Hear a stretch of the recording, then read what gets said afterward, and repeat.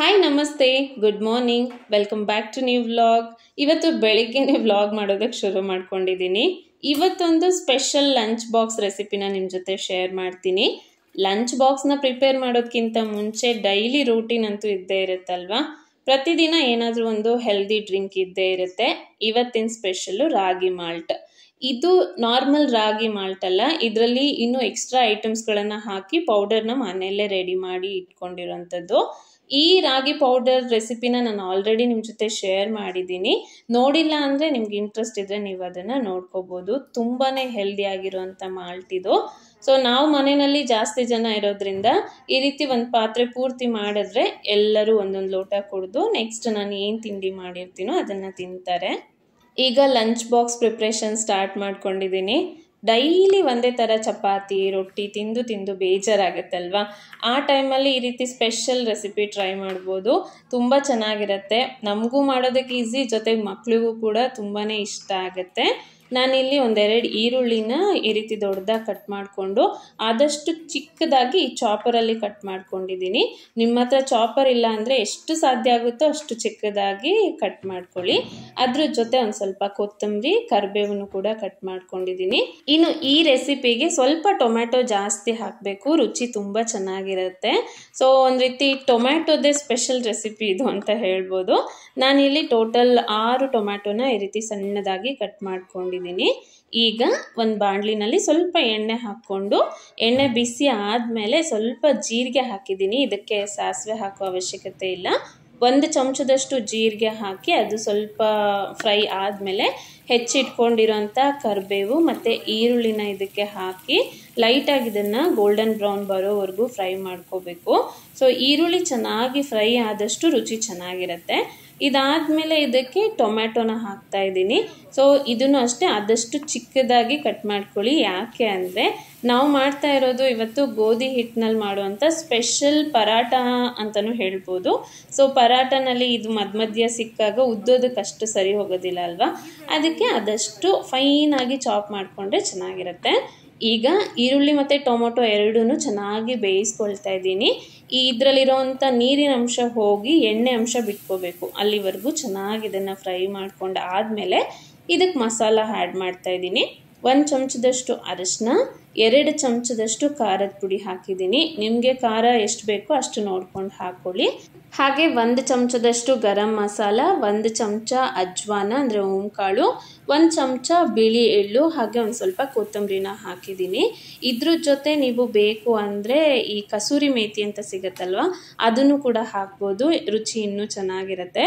ಈ ಮಸಾಲ ಎಲ್ಲ ಹಾಕಿದ ಮೇಲೆ ಒಂದು 5 ನಿಮಿಷ ಅದನ್ನು ಹಾಗೆ ಬೇಯೋದಕ್ಕೆ ಬಿಟ್ಟರೆ ಮಸಾಲ ಕೂಡ ನೀಟಾಗಿ ಫ್ರೈ ಆಗುತ್ತೆ.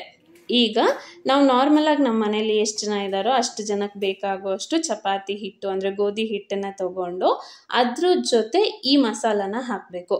ಹಾಕಿ ಚೆನ್ನಾಗಿ ಇದನ್ನು ನಾದ್ಕೋಬೇಕು. ನಾರ್ಮಲ್ ಚಪಾತಿ ಹಿಟ್ಟನ್ನು ಹೇಗೆ ನಾದ್ಕೊಳ್ತೀವೋ ಅದೇ ಥರ ನಾದ್ಕೊಳ್ಳೋದು ಅಷ್ಟೇ. ಹಾಗೆ ನಾನು ಟೊಮೆಟೊ ಬೇಯೋದಕ್ಕೆ ಹಾಕುವಾಗಲೇ ರುಚಿಗೆ ತಕ್ಕಷ್ಟು ಉಪ್ಪನ್ನ ಹಾಕಿದ್ದೆ, ಬಟ್ ಮೆನ್ಷನ್ ಮಾಡಿರಲಿಲ್ಲ. ಸೊ ಅದಕ್ಕಾಗಿ ಇಲ್ಲಿ ನಾನು ಹಿಟ್ಟು ಕಲಿಸುವಾಗ ಉಪ್ಪನ್ನ ಹಾಕ್ತಾ ಇಲ್ಲ. ರುಚಿಗೆ ತಕ್ಕಷ್ಟು ಉಪ್ಪನ್ನು ನೀವು ಮಸಾಲ ಬೇಯಿಸ್ಕೊಳ್ಳುವಾಗಲೇ ಹಾಕಿ ಚೆನ್ನಾಗಿ ಈ ರೀತಿ ನಾದ್ಕೊಂಡ್ರೆ ಆಯಿತು. ಸೊ ಹಿಟ್ಟೆ ಎಷ್ಟು ಕಲರ್ಫುಲ್ಲಾಗಿ ಕಾಣಿಸ್ತಾ ಇದೆ ಅಲ್ವಾ. ಇನ್ನು ಪರಾಟನೂ ಅಷ್ಟೇ ರುಚಿಯಾಗಿರುತ್ತೆ, ಜೊತೆಗೆ ನೋಡೋದಕ್ಕೂ ಕಲರ್ಫುಲ್ಲಾಗಿ ಕಾಣಿಸ್ತಾ ಇರುತ್ತೆ. ಇದಕ್ಕೆ ಮತ್ತೆ ಎಕ್ಸ್ಟ್ರಾ ಪಲ್ಯ ಬೇಕು ಅನ್ನೋ ಅವಶ್ಯಕತೆನೇ ಇಲ್ಲ. ಇದರಲ್ಲೇ ಉಪ್ಪು ಹುಳಿ ಖಾರ ಎಲ್ಲನೂ ಹಾಕಿರ್ತೀವಲ್ವ, ರುಚಿ ತುಂಬಾ ಚೆನ್ನಾಗಿರುತ್ತೆ. ನನ್ನ ಮಗನ ಫೇವ್ರೆಟ್ ಫುಡ್ ಕೂಡ ಹೌದಿದು. ಸೊ ಅವಾಗವಾಗ ಈ ಲಂಚ್ ಬಾಕ್ಸ್ನ ನಾನು ಪ್ರಿಪೇರ್ ಮಾಡ್ತಾ ಇರ್ತೀನಿ. ಇದಕ್ಕೆ ಒಂದು ಸ್ವಲ್ಪ ತುಪ್ಪ ಅಥವಾ ಬೆಣ್ಣೆ ಹಚ್ಕೊಂಡು ತಿಂದ್ರಂತೂ ಅದ್ಭುತವಾಗಿರುತ್ತೆ ಟೇಸ್ಟು. ಸೊ ಇವತ್ತು ಮನೆಯಲ್ಲೇ ಫ್ರೆಶ್ ಆಗಿ ನಾನು ಬೆಣ್ಣೆನ ತೆಗ್ದಿದ್ದೀನಿ, ಅದಕ್ಕೆ ಅಂತ ಈ ರೆಸಿಪಿನ ಮಾಡಿದ್ದು. ಹಾಗೆ ಈ ಚಪಾತಿನ ನಾವು ನಾರ್ಮಲ್ ಆಗಿ ಉತ್ಕೋಬೋದು ಅಥವಾ ಫೋಲ್ಡ್ ಮಾಡಿ ಕೂಡ ಉತ್ಕೋಬೋದು. ನಾನು ಎರಡೂ ಥರ ನಿಮಗೆ ತೋರಿಸ್ತಾ ಇದ್ದೀನಿ.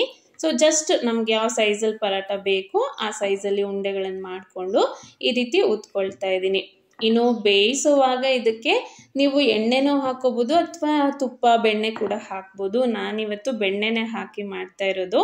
ಸೊ ಮಸಾಲ ಎಲ್ಲ ಚೆನ್ನಾಗಿ ಬೆಂದಿರುತ್ತಲ್ವ, ಉದ್ದೋವಾಗಲೂ ಕೂಡ ಕಷ್ಟ ಆಗೋದಿಲ್ಲ. ಸೊ ಚೆನ್ನಾಗಿ ನಮ್ಗೆ ಎಷ್ಟು ತೆಳ್ಳಗೆ ಬೇಕೋ ಅಷ್ಟು ತೆಳ್ಳಗೆ ಉತ್ಕೋಬೋದು ಇದನ್ನು.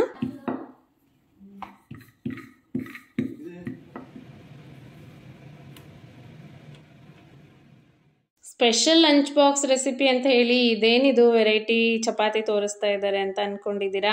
ಸೊ ಖಂಡಿತ ಇಲ್ಲ. ನೀವು ಒಂದ್ಸಾರಿ ಈ ರೆಸಿಪಿನ ಟ್ರೈ ಮಾಡಿ, ಖಂಡಿತ ನಿಮ್ಗೆ ಇಷ್ಟ ಆಗುತ್ತೆ. ಡೆಫಿನೆಟ್ ಆಗಿ ಮತ್ತೆ ಮತ್ತೆ ಮಾಡ್ಕೊಂಡು ತಿಂತೀರಾ, ಅಷ್ಟು ರುಚಿಯಾಗಿರುತ್ತೆ ಇದು. ಇದಕ್ಕೆ ನಾನೀಗ ಸ್ವಲ್ಪ ಬೆಣ್ಣೆ ಹಚ್ಕೊಂಡು ಚೆನ್ನಾಗಿ ಬೇಯಿಸ್ತಾ ಇದ್ದೀನಿ ಎರಡು ಸೈಡ್ನು. ಇದ್ರ ಜೊತೆ ಮೇಲ್ಗಡೆ ಒಂದು ಸ್ವಲ್ಪ ನಾನು ಬೆಣ್ಣೆ ಹಚ್ಚಿ ಅವನಿಗೆ ಕೊಡ್ತಾ ಇದ್ದೀನಿ. ಈಸ್ ವೇಟಿಂಗ್ ಆ್ಯಕ್ಚುಲಿ ತಿನ್ನೋದಕ್ಕೆ ಅಂತ. ಅಷ್ಟು ರುಚಿಯಾಗಿರುತ್ತೆ ಇದು. ಈಗ ಲಂಚ್ ಬಾಕ್ಸ್ಗೂ ಅಷ್ಟೇ ಈ ರೀತಿ ನೀಟಾಗಿ ಇದನ್ನು ಕಟ್ ಮಾಡಿ ಇಡ್ತಾ ಇದ್ದೀನಿ. ಸೊ ಈ ರೀತಿ ಕಟ್ ಮಾಡಿ ಕೊಟ್ಟಾಗ ಅವ್ರಿಗೇನೋ ಒಂದು ರೀತಿ ಕ್ಯೂರಿಯಸ್ ಇರುತ್ತೆ, ಓ ಇವತ್ತೇನೋ ಡಿಫ್ರೆಂಟಾಗಿ ಮಾಡಿ ಕಳಿಸಿದ್ದಾರೆ ಬಾಕ್ಸಿಗೆ ಅಂತ ಹೇಳಿ ಬಾಕ್ಸಲ್ಲಿ ಹಾಕಿರೋದನ್ನೆಲ್ಲ ಖಾಲಿ ಮಾಡ್ಕೊಂಡು ಬರ್ತಾರೆ. ಸೊ ಮಕ್ಕಳಿಗೆ ಹೇಗೆ ಇಷ್ಟ ಆಗುತ್ತೋ ಆ ರೀತಿ ನಾವು ಅದನ್ನು ಪ್ರೆಸೆಂಟ್ ಮಾಡಿದಾಗ ನಾವು ಹಾಕಿರೋ ಎಫರ್ಟಿಗೂ ಒಂದು ಸಾರ್ಥಕತೆ ಸಿಗುತ್ತೆ ಅಂತ ಹೇಳ್ಬೋದು.